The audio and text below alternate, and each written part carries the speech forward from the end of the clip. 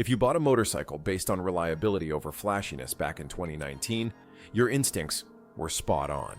You're part of a much bigger story that most riders never see coming.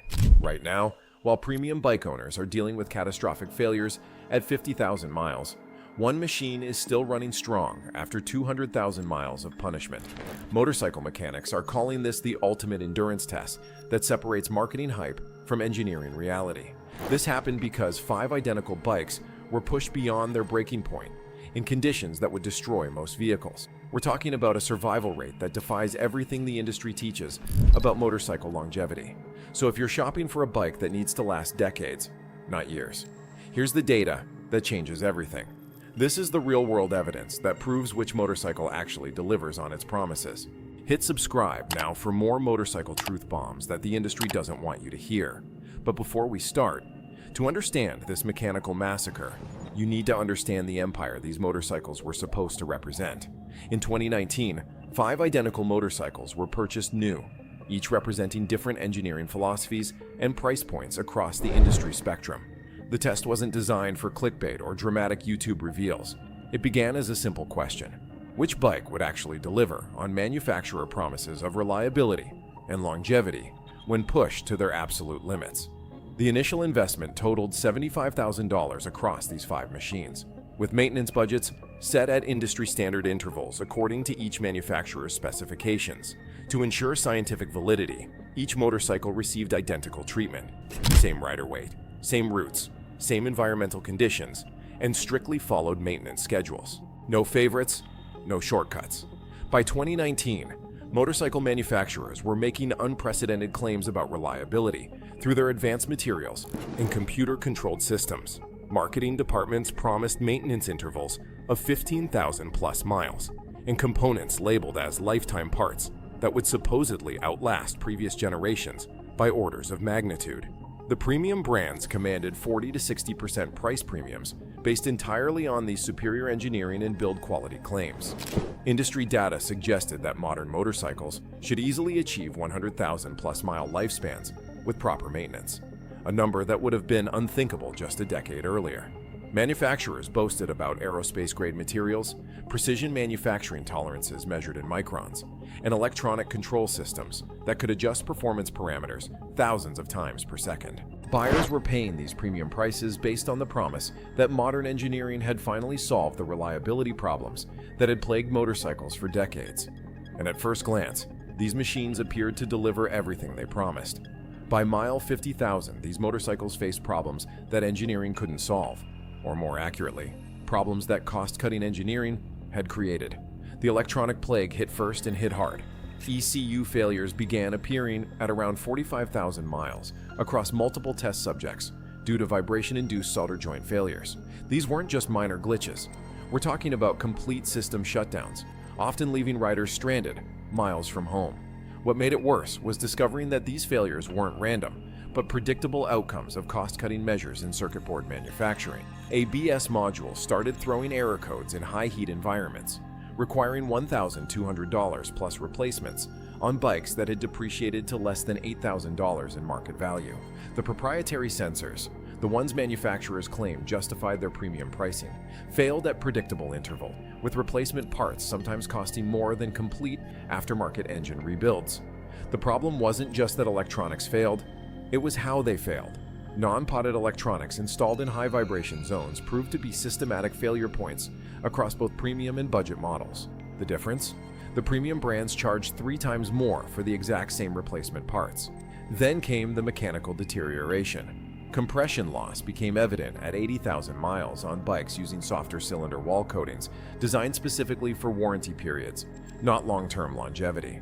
These coatings would last just long enough to get past the warranty period before beginning their inevitable decline.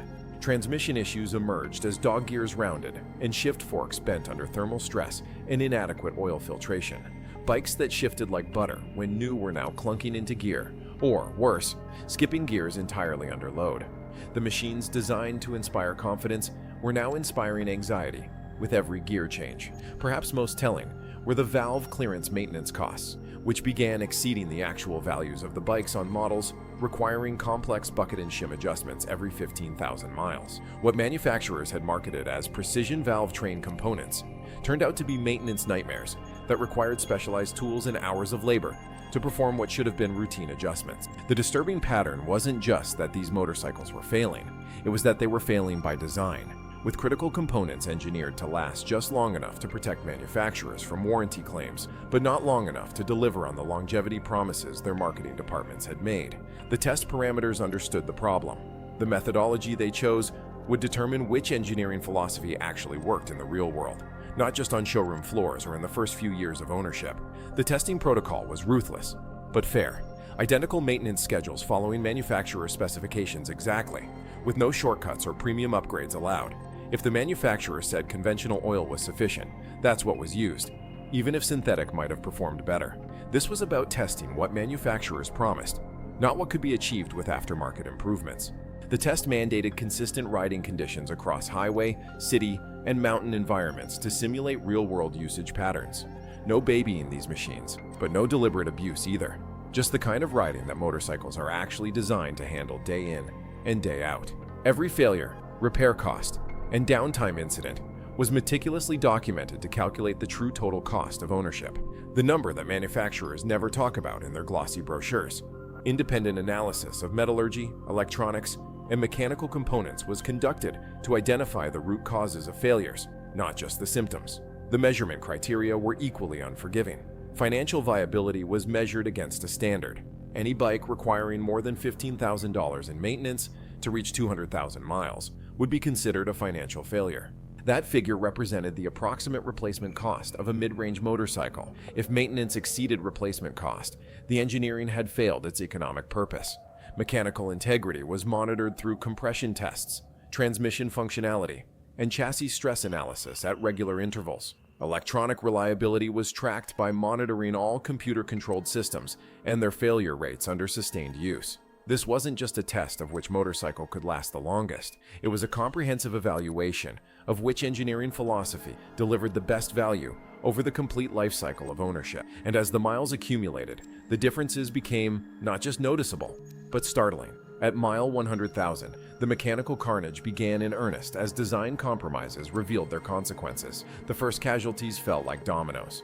Bike number 1, the prestigious European sport tourer that commanded a $22,000 price tag, suffered catastrophic ECU failure at 98,000 miles. The replacement cost, a staggering $2,400 for an electronic control unit that exceeded the machine's remaining market value. When technicians disassembled the failed unit, they discovered that the manufacturer had saved approximately $12 in production costs by using non-conformal coated circuit boards in an environment constantly subjected to vibration and temperature extremes. Bike number 2, the Japanese performance machine that had won countless comparison tests in Motorcycle magazine, experienced transmission failure due to rounded dog gears and inadequate oil filtration. Second gear became completely unusable, making the bike dangerous to ride in traffic where quick acceleration from stops was necessary. The repair estimate came in at $3,800 for parts and labor, on a motorcycle that could be replaced used for $6,500. Cooling system failures plagued bike number 3, the American cruiser that had been marketed for its bulletproof reliability. Undersized radiators that had been engineered to meet a price point rather than a performance standard led to head gasket failure and coolant intrusion into the oil system. The repair required complete engine disassembly and machining of the cylinder head, a $2,200 repair bill that owners were expected to accept as normal maintenance. As miles accumulated, the cascade effect accelerated. Chassis fatigue became visible at 120,000 miles, with hairline cracks appearing in aluminum subframes, stressed by weight-saving measures. What engineers had calculated as sufficient safety margins proved inadequate for the realities of road use over time. These weren't just cosmetic issues. They represented potential catastrophic failures waiting to happen. Valve clearance maintenance costs began consuming entire riding seasons' budgets on bikes requiring camshaft removal for adjustments. What should have been $200 services ballooned into $800 to $1,200 procedures every 15,000 miles, adding thousands to the total cost of ownership that was never factored into the initial purchase decision. Final drive failures eliminated bike number 4 when shaft drive bearings seized, requiring a complete drivetrain replacement costing more than a replacement motorcycle. The manufacturer had saved perhaps $50 in production costs by using bearings with lower load ratings than the application demanded, a decision that ultimately cost the owner thousands. By 150,000 miles, 4 of the 5 motorcycles had experienced major component failures that called into question the entire premise of modern motorcycle engineering. These weren't just wear items failing. These were catastrophic system failures of components that manufacturers had explicitly claimed were engineered for the life of the motorcycle. Over the next 100,000 miles, the answer became brutally clear. As financial realities compounded technical failures, the financial devastation was complete. 4 motorcycles accumulated maintenance costs exceeding $18,000 each before reaching 200,000 miles, making them financial disasters by any objective measure. The premium bikes actually fared worse, with the most expensive model requiring nearly $22,000 in maintenance, a figure that exceeded its original purchase price. Total cost of ownership calculations revealed the uncomfortable truth.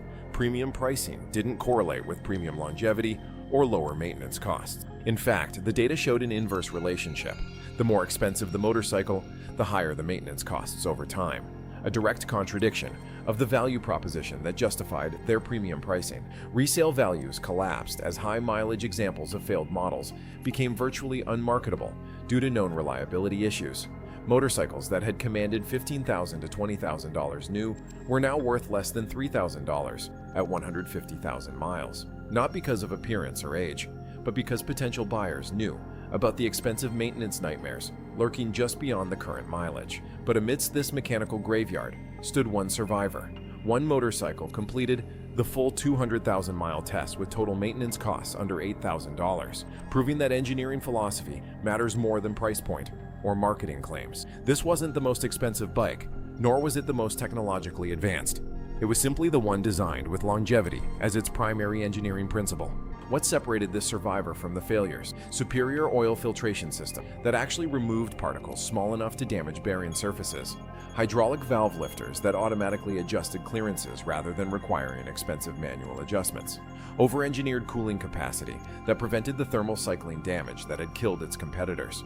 Perhaps most telling was the survivor's use of steel frame construction and shaft drive reliability, which overcame the industry trend toward lightweight materials and complex maintenance requirements. The survivor wasn't trying to be the lightest or the most powerful.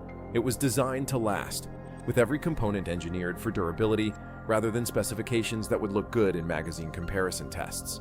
By mile 200,000, the lone survivor wasn't just running. It was running strong, with compression numbers that still exceeded factory specifications and a transmission that shifted as smoothly as it had at 20,000 miles. This wasn't luck or statistical anomaly. It was the inevitable result of engineering decisions made a decade earlier. Number 5. BMW R1250GS. The BMW R1250GS, priced at $17,895 in 2019, was the first to experience major failure at just 98,000 miles. Ironic for a brand known for engineering excellence. The culprit was a catastrophic ECU failure requiring a $2,400 replacement. Investigation revealed non-potted electronics vulnerable to vibration in a motorcycle designed for off-road adventure. Further examination showed BMW had chosen non-conformal coated circuit boards to save approximately $12 per unit. This decision directly contradicted their marketing claims of expedition-ready reliability and worldwide service capability.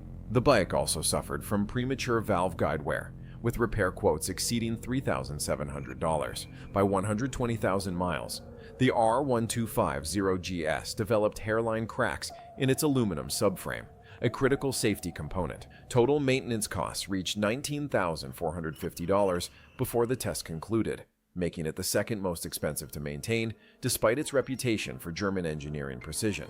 The shocking revelation: the ECU failure wasn't a random defect, but a predictable outcome of cost-cutting measures that prioritized warranty period survival over long-term durability. Number 4.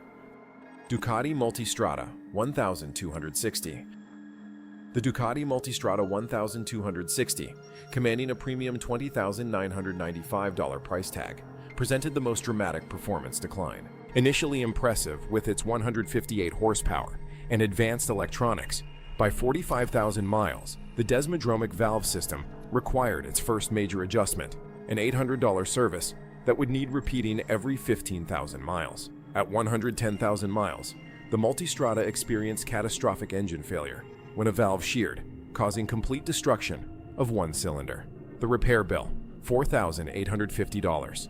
Engineers discovered that the desmodromic system, while innovative, created excessive wear patterns that accumulated over time, leading to predictable failure. The Ducati's proprietary electronic systems began failing in sequence after 85,000 miles. The quickshifter module failed first, $980, followed by the cornering ABS unit, $1,450, and finally, the electronic suspension control module, $1,750. Total maintenance by 175,000 miles reached a staggering $24,350, more than the original purchase price. The Multistrada proved that technological complexity often comes at the expense of long-term reliability.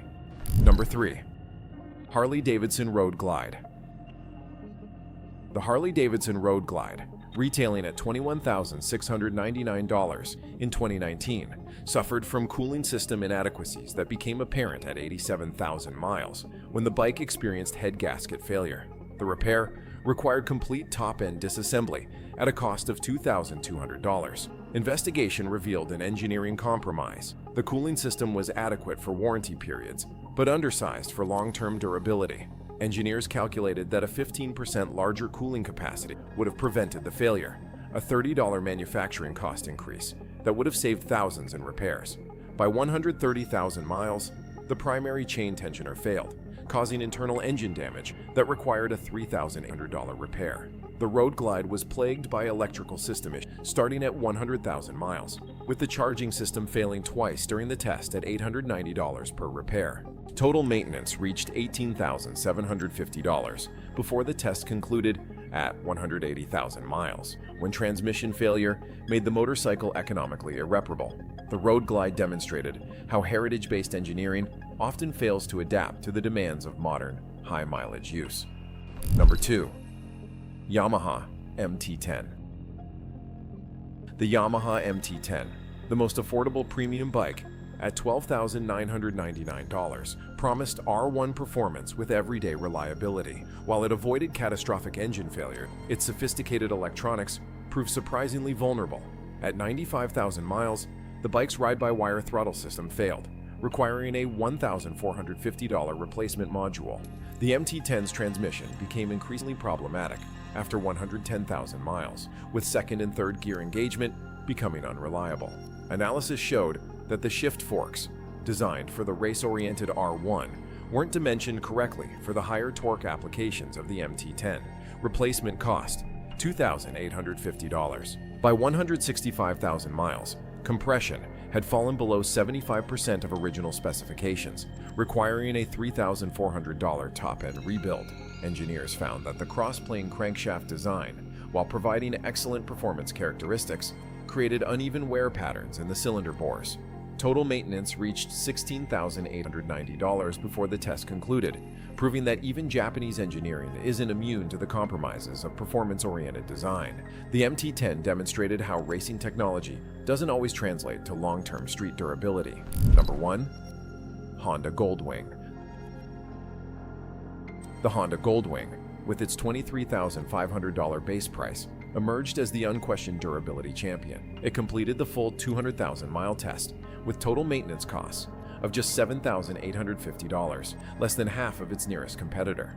The Goldwing's flat-six engine maintained 92% of its original compression at test conclusion, with no major repairs required. What set the Goldwing apart? Hydraulic valve adjusters eliminated the need for expensive valve clearance services. The liquid cooling system was massively overbuilt, with capacity to dissipate 30% more heat than the engine would ever produce.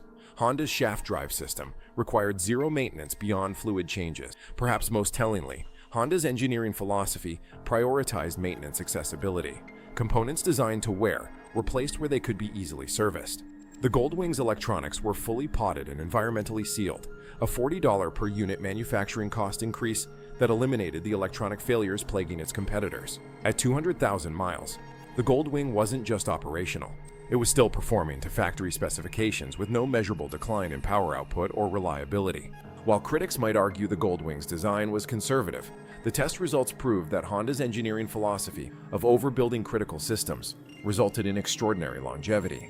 The Gold Wing demonstrated that proper engineering focused on durability rather than specification sheet performance creates motorcycles that actually deliver on their long-term reliability promises. So what exactly separated survival from failure? It came down to 7 critical engineering decisions that determined which motorcycles would thrive and which would become expensive paperweights. Mistake 1. Electronic complexity over mechanical simplicity. The failed bikes consistently relied on non-potted electronics in high-vibration environments, a decision made to save approximately $4 per unit in manufacturing costs. These vulnerable electronics became predictable failure points requiring thousands in repairs. The Survivor took a different approach, using simpler, over-engineered electronic systems with proper environmental protection. While this added manufacturing cost, it eliminated the catastrophic failures that plagued the other machines. Manufacturers prioritize feature lists over reliability, creating expensive electronic failure points that destroyed long-term value while adding minimal real-world functionality. Mistake 2. Planned obsolescence in critical components. The failed motorcycles utilized cylinder wall coatings designed specifically for warranty periods rather than actual longevity, causing predictable compression loss once these coatings wore beyond their designed lifespan. Manufacturers knew exactly how long these components would last, and it wasn't coincidental that major failures began appearing shortly after warranty expiration. The Survivor utilized superior metallurgy and thermal management systems that extended engine life beyond 200,000 miles without requiring major internal repairs. Cost-cutting in materials science created maintenance nightmares that exceeded motorcycle replacement costs, turning what should have been transportation investments into financial sinkholes. Mistake 3. Maintenance complexity as a revenue stream. Failed motorcycles incorporated complex valve adjustment procedures requiring specialized tools and complete engine disassembly, making routine maintenance financially prohibitive as the bikes aged. These designs weren't accidents. They were deliberate choices to generate service revenue for dealers.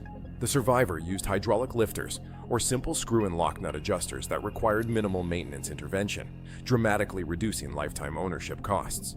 Manufacturers had engineered maintenance complexity to generate dealer revenue, not customer satisfaction or long-term ownership viability. Mistake 4.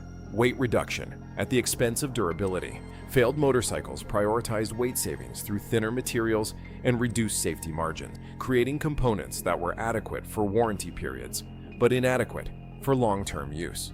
Subframes cracked, mounting points failed, and chassis components fatigued prematurely. The Survivor used heavier, stronger materials with greater safety margins, creating a motorcycle that maintained its structural integrity throughout the test.